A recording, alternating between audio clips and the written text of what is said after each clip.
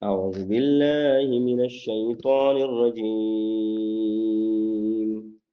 بسم الله الرحمن الرحيم. وإلى ثمود أخاهم صالحا قال يا قوم اعبدوا الله ما لكم من إله غيره هو أنشأكم من الأرض واستعمركم فيها فاستغفروه ثم توبوا إليه إن ربي قريب مجيب. سورة هود آية نمبر 61 دولسمه سفاره. دا درېمه واقعه د صالح علیه السلام ذکر کیږي چې دا هم د عاد د قوم عاد په پسې ورپسې یو قوم او دوی هم د طاقت او د قوت او د باډۍ په حیثیت باندې د عادیانو ته نږدې وو او د عادیانو او سمودیان دا تقریبا یو قوم د تر زامن دی او نږدې په زمانو کې پاتې شوي دي. دوی ته چې کوم پیغمبر راغی د هغه نوم صالح علیه السلام. د صالح علیه السلام ذکر په قرآن مجید کې په مختلفو مواقعو باندې شوی دی، څنګه چې ما تاسو ته مخکې ویلي وو چې په قرآن مجید کې د 2500 انبیاو نوم اخیستی شوی دی. په هغې کې یو صالح علیه السلام دی چې صالح علیه السلام د صالح علیه السلام ذکر په قرآن مجید کې په 9 ځای کې 9 مرتبه او په 9 پیره شوی دی. نو هم دا د دې وعدې د دې دعوې د اثبات لپاره چې کوم خلک وایي چې موږ طاقتور یو او موږ زورور یو، زموږ سره ټکنالوژي ده، زموږ سره طاقت دی او موږ به د الله احکام نه منو او په خپله طریقه به ژوند تېروو، نو په دې تاسو نشئ خلاصېدی. که په دې کوم قوم خلاصېدی شوی په طاقت باندې په قوت باندې، نو عادیان به خلاص شي او سمودیان به خلاص شي. نو دلته د صالح علیه السلام واقعه الله پاک ذکر کوي. وإلى ثمود أخاهم صالحا او راولېږو مونږه قوم ثمود ته ورور د دوی صالح علیه السلام. قال دو یا قوم یا زما قوم اعبدوا الله د الله عبادت وکئ ما لکم نشته ستاسو دپاره من اله غیره بل څوک معبود. د هر پیغمبر دغه یوه دعوه ده، هر پیغمبر دا خبره کړله چې یا قوم اعبدوا الله ما لکم من اله غیره. کله چې مونږ د هر پیغمبر خبره کوو او د هر پیغمبر سبق چې شروع کیږي، نو لکه مخکې وإلى عاد أخاهم هودا قال يا قوم اعبدوا الله ما لكم من إله غيره. د ټولو پیغمبرانو دینوم یو، د ټولو پیغمبرانو دعوت هم یو چې هغه د الله وحدانیت ته طرف ته دعوت. هو انشاءکم دی الله پاک تاسو خواره کړی یې من الارض په ځمکه کې د دې ځمکې نه تاسو را خواره کړی یې، د دې ځمکې نه تاسو د دې ځمکې نه را پیدا کړی یې، من الارض زمین سے ځمکې نه تاسو پیدا کړی یې. واستعمرکم فیها او طلب کړلی د آبادۍ ستاسو نه په دې د دې ځمکې. د دې واستعمرکم فیها دوه معنی دي. یو معنی دا ده چې تاسو آباد کړی د ځمکه، او بل معنی امام جساس په احکام القرآن کې د دې معنی دا کړی ده او دا صحیح معنی ده چې الله پاک ستاسو نه مطالبه کړی ده چې دا ځمکه به تاسو شړه نه پرېږدئ، ویرانه به نه پرېږدئ، دا ځمکه به آبادوئ چې څومره دا ځمکه آبادولی شئ او چې څومره د ځمکې له ترقي ورکولی شئ، نو دا به تاسو کوئ. دا الله پاک مطالبه کړې ده. نو د ځمکې آبادۍ خو په انفراسټرکچر باندې کېږي، د ځمکې آبادۍ خو په آبپاشۍ په نظام باندې کېږي چې د آبپاشي نظام برابر شي، هلته سړکونه، انفراسټرکچر، هلته آبادیانې، نو ځمکه به هله آبادېږي. نو الله پاک وایي چې واستعمرکم فیها او تاسو سره الله پاک مطالبه کړې وه چې تاسو به ځمکه خپله آبادوئ، دا ځمکه به شاړه ویرانه نه پرېږدئ. نو چاله چې الله پاک څه ځای ورکړی، نو پکار دا ده چې هغه د هغې نه کار والي، سبزیانې پکې وکړي، بل څه وکړي، خو دا داسې ورانه ویجاړه نه پرېږدي. فاستغفروه پس بخښنه وغواړئ د الله نه، بخښنه وغواړئ د زړه د ګناهونو نه. ثم توبوا الیه او بیا راوګرځئ د آینده دپاره دی الله پاک ته. ان ربي بشک رب زما چې دی قریب نږدې دی، مجیب او دعا قبلونکی دی، خبر اوریدونکی دی. دا دوه ټکي چې ان ربي قریب مجیب، دا د مشرکینو د یو ډیر غټ غلط فهمۍ د لر کولو دپاره چې بالعموم دا په مشرکینو کې پرته وه او دا نن سبا په مسلمانانو کې هم دا غلطي پرته ده. هغه دا ده چې د دنیا انسانان د الله پاک د دنیا په دې بادشاهانو باندې قیاس کوي، او څنګه چې وایي د دنیا بادشاه چې دی هغه خلکو نه لري، هغه خلکو نه الګ تلګي، هغه ځان له جدا د هغه ځان له وزیر اعظم هاوس یو صدر هاوس یو د هغه نه یو ډېره لویه باونډري، د هغې ته ډېر لوی سکیورټي ولاړی، هغې ته څوک نشي رسېدی. نو داسې هم وایي چې الله پاک ته هر څوک یوازې نشي رسېدی. څنګه چې د دنیا وزیر او صدر او وزیر اعظم ته رسېدو دپاره دلته څه مقربین پکار دي، دلته څه مرګري پکار دي، دلته هغه خلک پکار دی چې هغه ډېر دې دربار ته تللی راتلی شي او نږدې او تاوله بوځي. نو دغه شان د مشرکینو به دا خبره کوله چې موږ هم د الله د تو دپاره یو وسیله ګورو. او نن سبا زمونږ مسلمانان الحمدلله چې دا کوم چې دا پنجابیان مسلمانان او زمونږ د ښکته د مردان او د چارسدي او د دې دا خلک او یا د نورو ځینو دا خلک هغه هم هوبهو دقه خبره کوي.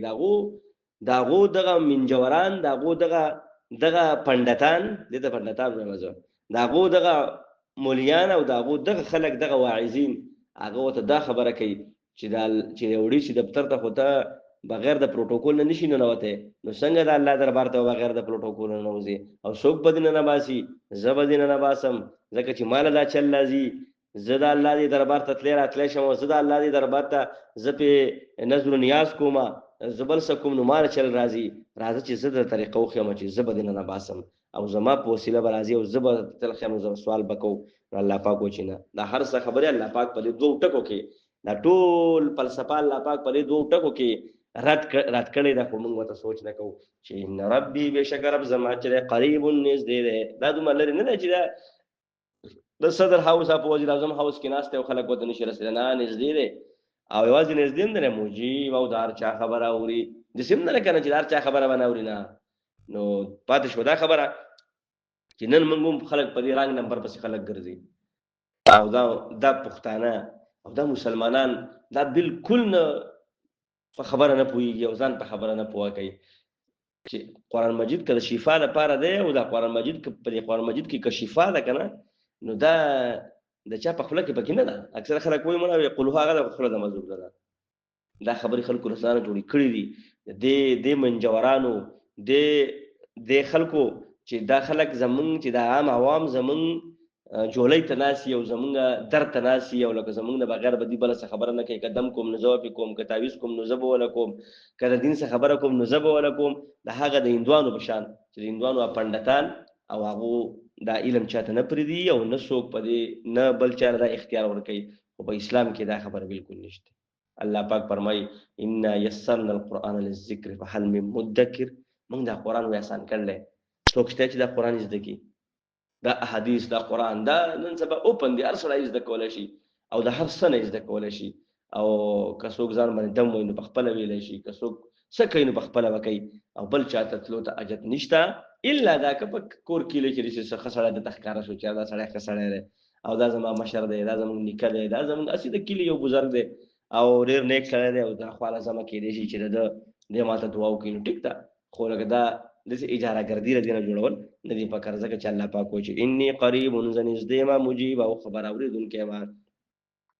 قالو دی ورته وویل یا صالح ای صالح علیه السلام قد كنت فینا مرجوا،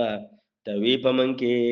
زمونږ خو ستا نه ډېر امیدونه وو. مرجوا ته خو زمونږ د قوم هوف امید وي او موږ وایو چېرې دا خو ډېر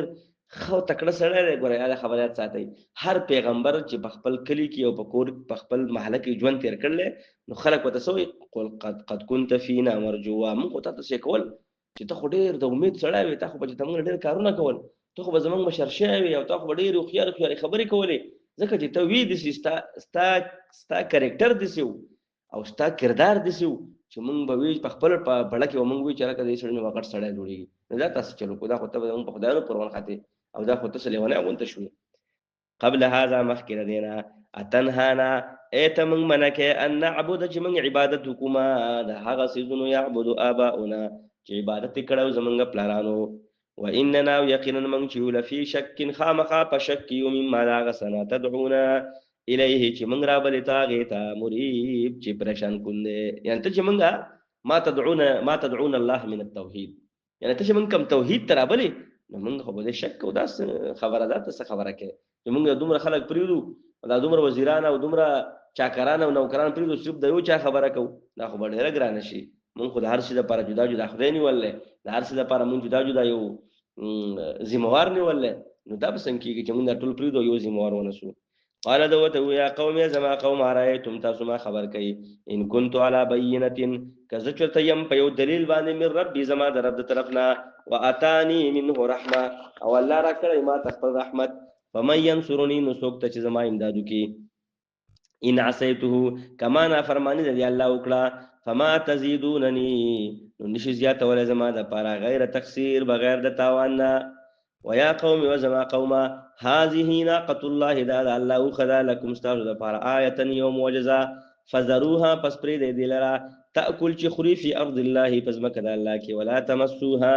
او مر سوی دی تبیسو ان تکلیف فياخذكم نو برسی تاسو ته درو برسی تاسو ته عذاب قریب عذاب نږدې د صالح علیه السلام واقعا او د پیغمبرانو واقعي چې اکثر مخکې ذکر شوی دی یو په تفصیل سره ذکر شوی دی نو بیا د تفصیل بیانولو ته حاجت نشته خو بیا هم صالح علیه السلام چې کله د خپل دعوت آغاز وکړو قومي مخالفت وکړو نو د ولادت یو معجزه یو اوخه چې هغه د معجزاتي تور باندې پیدا شو کوم خلک لکه سر سید احمد خان په شان خلک چې هغه د معجزاتو نه منکر دي او هغه داغه چې کوم تفسیر دی د تفسیر القرآن په نوم باندې زما سره بیا عمر ګر را لګنه او ما وکړ ډېر په تفصیل سره نو هغه وای چې نه د سې چرته نه شوی د ګټ نه اوخه پیدا کېدل وای دا عقلن محاله نه ده د ګټ نه اوخه نه پیدا کېږي او په وای نو صالح علیه السلام اس یو اوخه ته اشاره کړې دا الله اوخه ده او دا چې ګرځي را ګرځي دا څومره اوخه چې دي دا څومره اوخه چې دي پر ځمکه کې دا د الله اوخه تاسو دې تاسو نه وای دا څه خبره شو دا الله پاک دا معجزاتي تور دی صالح علیه السلام له معجزه ورکړوا هغه اوخه وا د ګټ نه پیدا شو او صالح علیه السلام وتویلو چې دا اوخه ده تاسو به نقصان نه رسوي